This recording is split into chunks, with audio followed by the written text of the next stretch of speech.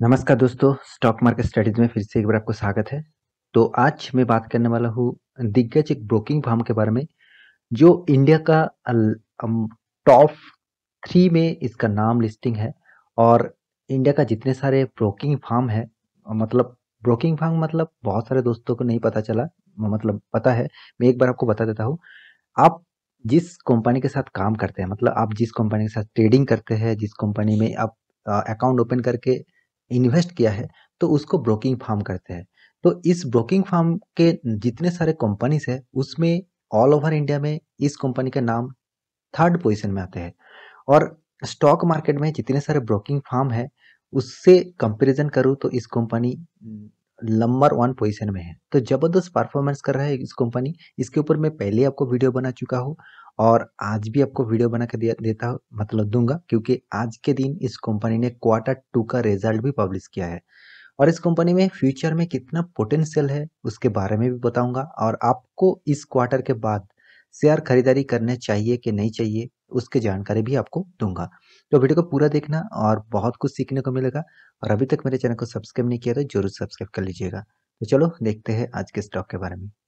तो यहाँ पे मैं आप गूगल में जाकर सर्च करेंगे इंडिया टॉप 10 ब्रोकरेज कंपनीज, मतलब जितने सारे ब्रोकर है, उसके कंपनी के जितने सारे कंपनीज है, तो उसका नाम यहाँ पे लिस्टिंग है। मैं आपको सिर्फ यहाँ पे चारों नाम दिखाई दे रहा है रैंकिंग के हिसाब से।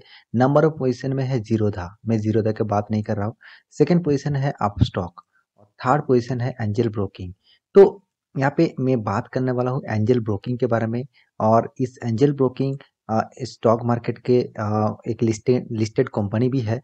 अभी तक जीरोधा और अपस्टॉक यहाँ पे मतलब अभी तक लिस्टिंग नहीं हुआ। हाँ, आईसीआईसीआई डायरेक्ट लिस्टिंग है, मगर वो फोर्थ नंबर पोजीशन में आते हैं।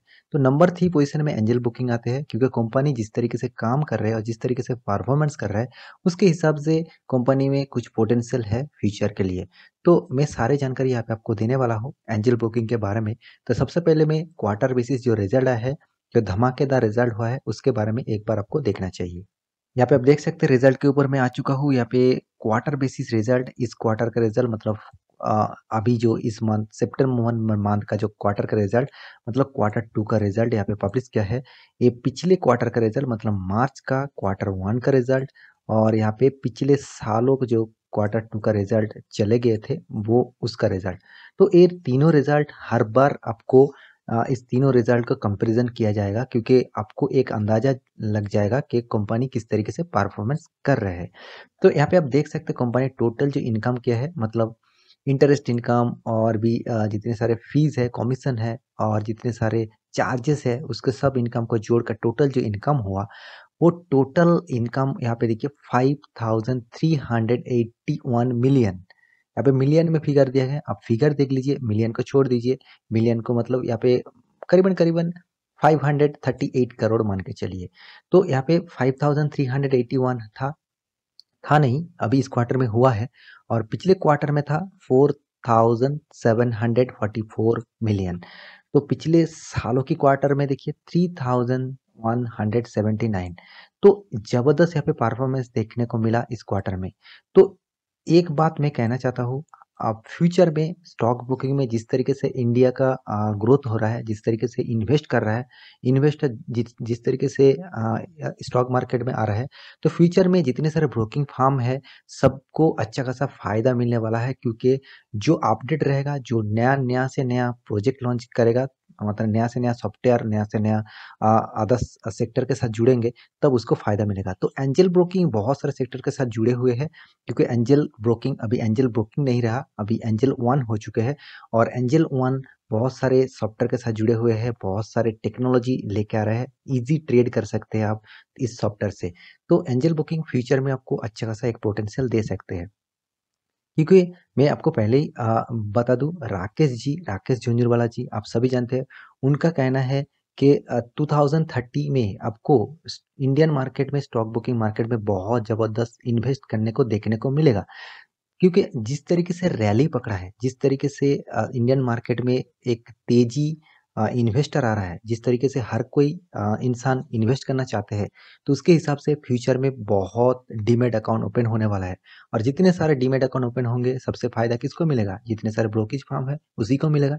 तो सबसे पहला नंबर जीरोधा है, तो जीरोधा के बाद क्या है? अपस्टॉक है, एंजल ब्रोकिंग है। तो इस कंपनी को ज़्यादातर फ़ायदा मिलेगा, क्योंकि हर कोई ईज़ी ट्रेड करना चाहता है, ईज़ी सॉफ्टवेयर यूज़ करना चाहते हैं। तो बहुत सारे कंपनीज़ है जिसका सॉफ्टवेयर ईज़ी नहीं है, जिसका ट्रेड का बहुत प्रॉब्लम है, जिसका कस्टमर सपोर्ट प्रॉब्लम है, मगर इस कंपनी में बहुत अच्छा खासा इस पोटेंशियल है।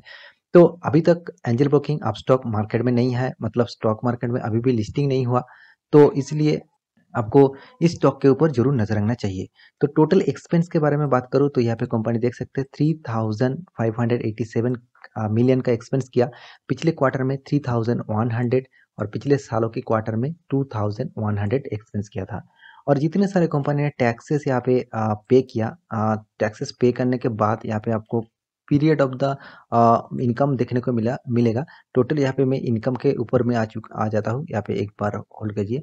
हाँ, यहाँ पे देखिए टोटल कॉम्प्रिहेंसिव जो इनकम है, मतलब ईयर ऑफ ईयर बेसिस जो पीरियड में जितने सारे एक्सपेंस है उसको माइनस करके जो टोटल इनकम हुआ है उसके बारे में देख लीजिए। 1340 मिलियन का मतलब टोटल प्रॉफिट हुआ, मतलब मान के चलिए 134 करोड़। तो पिछले साल में कितना था? 1207, मतलब कितना था? 120 करोड़। यहाँ पे 134 करोड़। तो यहाँ पे आप देख सकते हैं करीबन करीबन 15 करोड़ का यहाँ पे जाम देखने को मिला। और साथ ही साथ पिछले सालों से कंपैरिजन को तो बहुत जबरदस्त यहाँ पे परफॉर्मेंस हुआ, 743 करोड़। तो 743 बहुत कम था, उस मतलब मात्र 774 करोड़ मान के चलिए। तो हर सेक्टर में यहाँ पे जाम देखने को मिला, यहाँ पे भी जाम, यहाँ पे भी जाम। तो टोटली 5 स्टार रेटिंग वाला कंपनी ने इस कंपनी ने अच्छा खासा परफॉर्मेंस किया। और कंपनी का सबसे जो एक अच्छी बात भी है वो है कंपनी अर्निंग पर शेयर, मतलब ईपीएस के बारे में बात करूँ। कंपनी का जो ईपीएस है इस क्वार्टर में 16 रुपीज़ हो चुके हैं, पिछले क्वार्टर में 14 रुपीज़ था और पिछले सालों में 10 रुपीज़ था। तो अर्निंग पर शेयर भी धीरे धीरे ग्रोथ हो रहा है। तो ये जो रिजल्ट है, इसके रिजल्ट के बारे में पूरा आपको जानकारी मैं दे चुका हूँ, और आप सेगमेंट वाइज भी रिजल्ट देख सकते हैं। मैं कंपनी के बारे में बात करूँ तो कंपनी देखिए, अभी तो कंपनी स्मॉल कैप कंपनी है, अभी तो sorry mid cap type company है, क्योंकि 11,000 करोड़ का मार्केट कैपिटलाइजेशन है। तो इसके ऊपर आपको जरूर नजर रखना चाहिए, क्योंकि मिड कैप जितने सारे स्टॉक होते हैं, स्मॉल कैप माइक्रो कैप जितने सारे कंपनीज होते हैं, उसमें ज़्यादातर वोलेटिलिटी रहते हैं, जो बहुत अप्स एंड डाउन रहते हैं।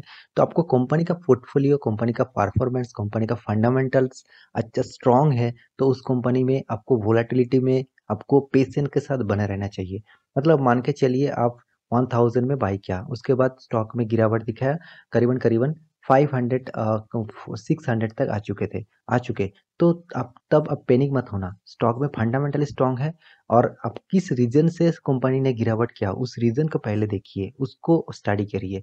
इंटरनल प्रॉब्लम है कि एक्सटर्नल प्रॉब्लम है? देखिए डेली 2 दिन से जो मार्केट गिर रहा है वो टोटली एक्सटर्नल प्रॉब्लम है। हर कोई स्टॉक में गिरावट है, सिर्फ एंजल बुकिंग में नहीं है, हर कोई स्टॉक में गिरावट है। निफ्टी में भी गिरावट है, सेंसेक्स में भी गिरावट है। तो हर कोई स्टॉक में गिरावट है, तो इसलिए गिर रहा है। तो ये एक्सटर्नल प्रॉब्लम है। कोई भी एक्सटर्नल प्रॉब्लम में आपको पेशेंट के साथ बना रहना चाहिए। साथ ही साथ उस कंपनी में मौका मिले तो और भी खरीदारी कर लीजिएगा। तो मेरे कहने का मतलब आप समझ चुके हैं, इस कंपनी में बहुत पोटेंशियल है। कंपनी का परफॉर्मेंस मुझे जबरदस्त लगता है।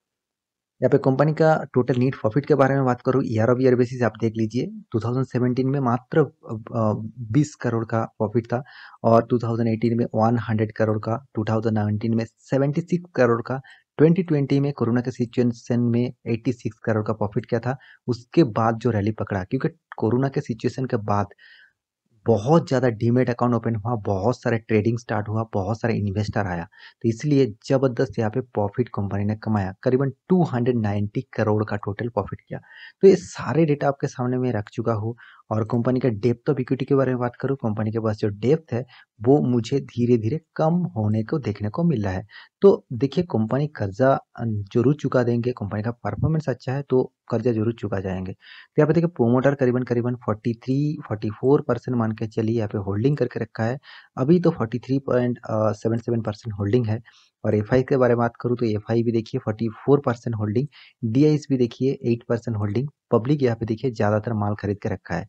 देखिए मैं एक कहूँगा, पब्लिक बहुत पैनिक सिचुएशन में भाग जाते हैं, तो यहाँ पे ज़्यादातर होल्डिंग पब्लिक के पास है, तो इस स्टॉक में ज़्यादातर खतरा रह सकते हैं, क्योंकि पब्लिक, ये देखिए सिचुएशन खराब आया तो पब्लिक ने इस स्टॉक में कितना गिरावट किया आप देख लीजिए। देखिए आज का दिन तो इस कंपनी ने करीबन करीबन 7% गिरावट दिखाया। देखिए एक mid cap small cap type company में 7% गिरावट भी जबरदस्त गिरावट होते हैं।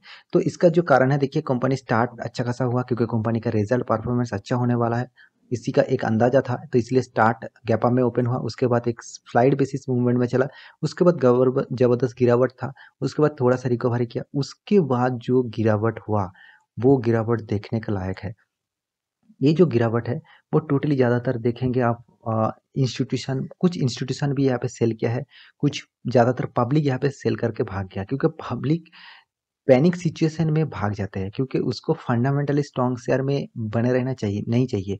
उसको क्या है, प्रॉफिट मिल गया और लॉस चल रहा है, ज़्यादा लॉस नहीं हो मतलब ना हो, तो इसलिए वो भाग जाते हैं। तो मेरे कहने का मतलब समझ चुके हैं, कंपनी का फंडामेंटली आप चेक करिए, कंपनी का लॉन्ग टर्म चार्ट पैटर्न एक बार चेक करिए, उसके बाद उसका सारे पैरामीटर चेक करने के बाद आप स्टॉक में जरूर बने रहिए। यहाँ पे आपके लाइफ टाइम चार्ट के ऊपर आ चुका हूँ। यहाँ पे देखिए 2020 में कंपनी स्टार्ट हुआ था, और मतलब स्टॉक मार्केट में आया था, लिस्टिंग हुआ था। उसके बाद देखिए कंपनी जिस तरीके से परफॉर्मेंस किया, एक स्लाइड बेसिस पैटर्न में अभी चलता रहा कुछ दिनों तक। उसके बाद किस तरीके से अच्छा खासा धीरे धीरे ग्रोथ किया।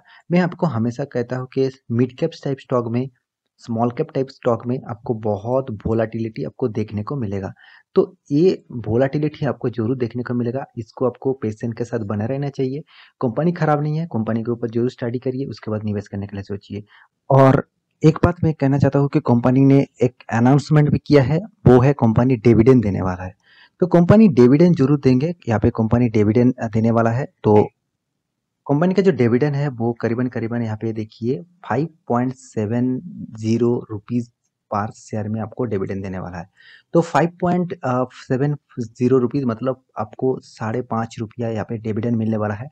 और इसका एक स्टेट रहेगा 28 अक्टूबर, मतलब 28 अक्टूबर से पहले आप इसका शेयर खरीदारी कर लेते हैं तो आपको डिविडेंड जरूर मिलेगा। देखिए कोई भी शेयर खरीदारी करने से पहले कोई भी डिविडेंड देख के कोई भी शेयर में खरीदारी मत करिए। उसके फंडामेंटली उसका कंपनी का परफॉर्मेंस देखिए, उसके बाद डिविडेंड के लिए उस शेयर में निवेश करिए। देखिए डिविडेंड तो एक आपको बोनस जैसा है, मतलब आप किसी का काम कर दिया और वहां से आपको बोनस मिला, तो इसी तरीके से डिविडेंड भी आपको एक फायदा ही है। आप जितने सारे इन्वेस्टर है उसको एक फायदा ही है, बोनस डिविडेंड स्प्लिट ये सारे चीज फायदे ही होते हैं। तो आपको फायदा चाहिए तो स्टॉक में निवेश कर सकते हैं। तो मेरे कहने का मतलब आप समझ चुके हैं। आशा करता हूँ सारी जानकारी आपको मिल चुका है। तो मेरे वीडियो को अच्छा लगे तो लाइक करना, दोस्तों के साथ शेयर भी करना और मेरे चैनल को सब्सक्राइब भी करना। मिलते हैं अगले स्टॉक लेके, तब तक के लिए अच्छे से रहिए, अपने ख्याल रखिए। Bye bye.